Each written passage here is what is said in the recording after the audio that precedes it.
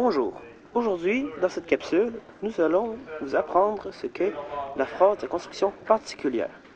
Avant d'apprendre ce qu'est la phrase de construction particulière, vous devez connaître certaines notions, telles que la phrase de base, les différents groupes, comme le groupe du nom, les manipulations syntaxiques et les verbes impersonnels. Les sortes de phrases à construction particulière sont la phrase non verbale, infinitive, apprésentatif et impersonnel.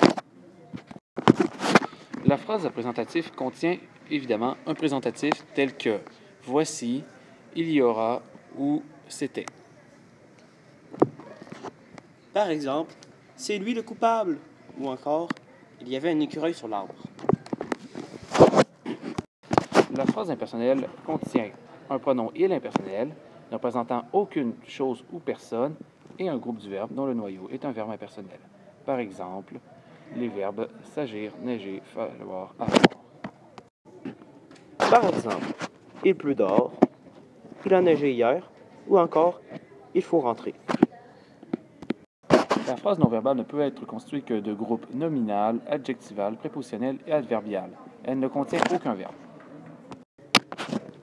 Comme par exemple, bonne fête pour le groupe du nom, sans commentaire.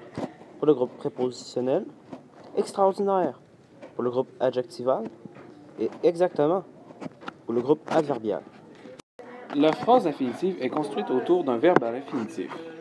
Elle ne contient aucun groupe sujet.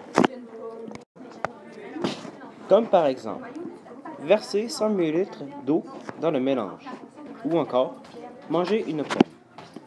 Vous devez savoir certaines informations.